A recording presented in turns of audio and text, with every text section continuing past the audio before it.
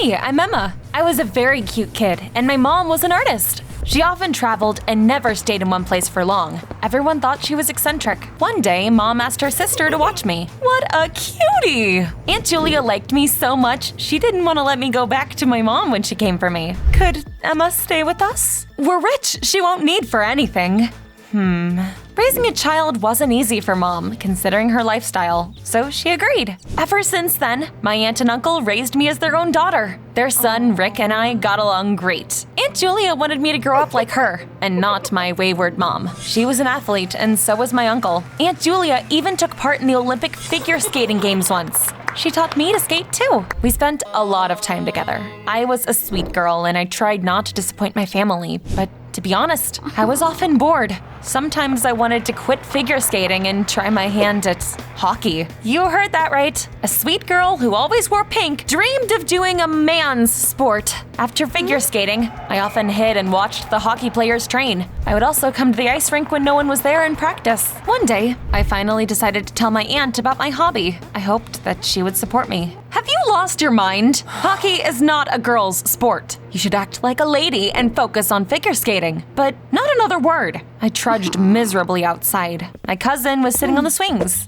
He seemed down too. You okay? It's my parents. Rick had always been the life of the party and a daredevil. Recently, he'd pulled off some prank that had become the last straw for the principal and gotten expelled. His parents hoped he'd become an athlete, so they decided to send him to a sports school in a neighboring town for the holidays. I want to be a DJ. There's gonna be an awesome party at a local club soon. It's my chance to meet the right people. I want to prepare something to impress them with, but now I won't have time for it. I felt sorry for Rick. I did my best to cheer him up because I knew what he was feeling. That evening, before going to bed, I suddenly got a call from Mom. It was weird because we didn't talk on the phone all that often. Dear, I came to your state and I'm gonna be staying in Edison for a while. We could spend the holidays together. When I heard her say Edison, my heart started racing. That's the city that Rick was being sent to. I immediately came up with a plan, told Mom I'd think about it, and snuck into my cousin's room. It's late. What are you doing here? I flopped down on his bed and I told him my crazy idea. I'll tell Aunt Julia that I'm staying with Mom, and then I'll dress up as a guy and go to the sports school in your place.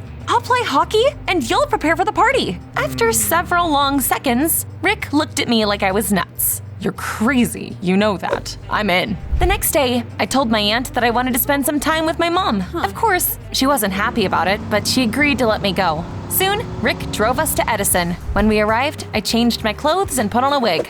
Well, it'd be a miracle if they buy it. Wow, that's not comforting. We wished each other luck, and Rick left. I plucked up my courage, walked into the dormitory, and found the superintendent. I'm Rick Young, a new student. The superintendent looked me up and down with narrowed eyes. Did he suspect me? Here are the keys to your room. The room was much better than I expected, and the best thing was, I was alone in it. Yay! I didn't have a roommate! But as soon as I started to change, a guy walked into the room. He was holding a travel bag. I quickly hid behind the closet door. Dude, are you my roommate? Hey, why are you hiding? I'm not hiding. I'm Rick. I put on a t-shirt and came out from behind the door. I'm Dave. I felt a little awkward, but I wasn't about to chicken out. We got to talking, and I found out something amazing. It wasn't Dave's first time at the school, and he was captain of the hockey team. I want to play with you. He gave me a look full of doubt and chuckled. You look kind of frail. Well, duh, I was a girl. I'm agile and fast. The next day, I came to the school and chose the classes I'd attend. Some were mandatory, but not hockey, so I signed up for it. It turned out I would have to go to tryouts if I wanted to make the team. My hands were shaking. I was hot because I was wearing a wig and a helmet, so I couldn't concentrate. Go. I hit the puck and missed several times in a row. The rest of the team laughed and teased me. Hey, Young, maybe you should take up ballet instead. Of course, after that, Dave didn't want to let me join the team, but I wasn't about to give up that easily. Please, give me another chance. There are no second chances here. I followed Dave all day, but he ignored me. Ugh, it was infuriating. That evening, I was on my way to the dining room when I heard someone sobbing. A girl was sitting on the windowsill. I came closer and I asked if she was okay. What's wrong? That's none of your business. All boys are scumbags. Let me guess, did your boyfriend break up with you? Trust me, we are not all like that. What's your name? Leslie. I do gymnastics. and I want to be on the hockey team. But today wasn't my day. I talked to Leslie until she calmed down. Soon, she wiped away her tears and she even smiled. Then I noticed Dave at the end of the hallway. He looked at us and called me over. Were you flirting with Leslie? No, we just talked. Her boyfriend broke up with her. It turned out Dave had liked Leslie for a long time. He offered me something interesting. Listen, man, if you get Leslie to go on a date with me, I'll let you join the team. Things were looking up. The best way to get over your ex is to go on a date with another guy. For example, my friend Dave. He's a pretty good guy. Leslie hesitated, but I managed to convince her. While Dave was getting ready for the date, I gave him some advice. Leslie does gymnastics, so you should talk to her about that. Girls love it when guys are interested in their hobbies. Dave suddenly took off his t-shirt to change. I couldn't help but stare a bit. He was in great shape, but then I turned red as a lobster and looked away. What's up with you? It's nothing. I'm just hot. Dave was on cloud 9 when he came back from the date and introduced me to the team the very next day. Rick is one of us now. No one took me seriously after the tryouts, but this time I managed to pull myself together and show them what I was capable of. Wow, so you're not hopeless. Remember, our rivals are the Texas Harpies. We've lost to them several years in a row, so we have to win this year. The team cheered and we got to training. Soon, Dave and Leslie became an item. They saw each other every day and held hands all the time. I wish I could say I was happy for them, but I had an elephant-sized crush on Dave. Before I even knew it, I'd fallen head over heels in love with him. He looked so cool when he was training. I couldn't take my eyes off him. And when Dave stepped out of the shower and I saw his muscles, I was all but drooling. Pretending I was a guy was a hassle. I always had to go to the locker room first. One day, I was fixing my wig when the door opened and several boys walked in. What are you doing here? I immediately pretended that I was fixing my hair. And then, one day, Dave and I got Cokes and we were about to watch a match in my room when he spilled his drink on me. Sorry, dude. I took a clean t-shirt and I turned to leave the room. Why can't you change here? I want to take a shower. One day, Dave went out on a date with Leslie and came back looking miserable. What's wrong? We had a fight. Sometimes I feel like she doesn't get me at all. I suddenly got an idea. That was my chance. I have a cousin. She's pretty cool. I could introduce you. Dave shook his head, but I kept insisting. You'll just have a little chat. Well, if it's just a chat.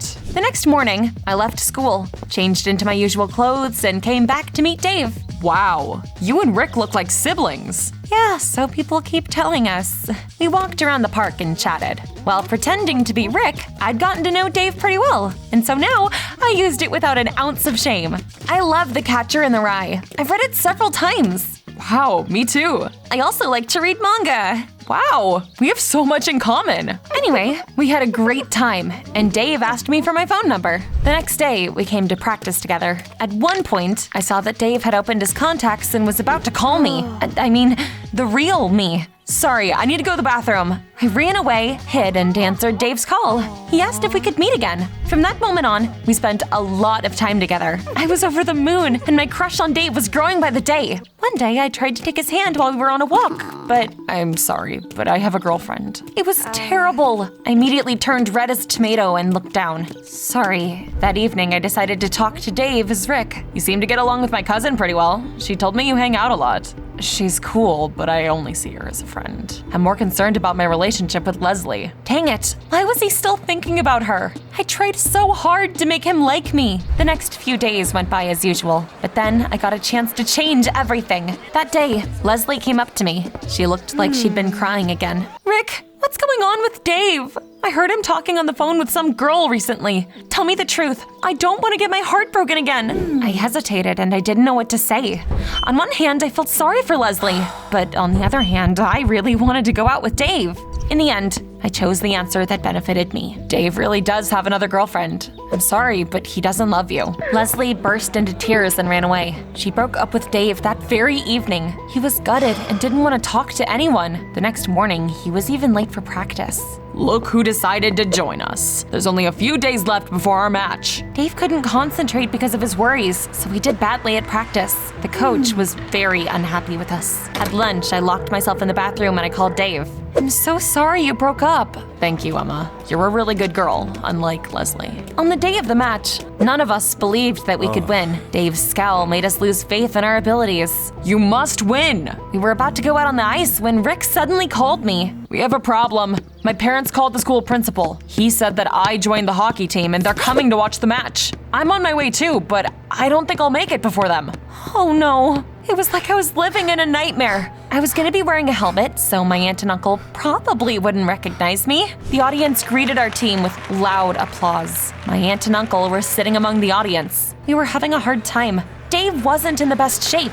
I did my best, but I also made mistakes. Strangely enough, we managed to reach the finals anyway. As expected, we faced the Texas Harpies in the last match. You can do it. Fight on. There was a little time left until the last period. My stomach was in knots. Then I noticed Dave standing to the side. As I got closer, I saw that he was looking at a photo of Leslie. Despite dumping Dave, she also had come to the match to support our team. My heart sank. Did those two really love each other? It hit me how terrible I'd been acting. Dressing up as a guy for the sake of my dreams was one thing, but what I'd done was far worse. I was about to tell Dave the truth when, oh my god, what were they all doing here? I quickly turned away and I put on my helmet. Rick, do you know where your cousin is? It turned out Mom had called Aunt Julia during the match. She was pissed off at my aunt. She thought that I hadn't come for a visit because my aunt had been forbidding it. Of course, my aunt and uncle immediately started calling me. Meanwhile, I was playing hockey and hadn't heard my phone ringing. As a result, my mom had come to the match. My whole family wanted to ask Rick about me. I was speechless and I didn't know what to do. Emma, I came as soon as I could. I think Mom and Dad aren't here yet. My aunt, uncle, mother, and the entire hockey team were staring at me with huge eyes.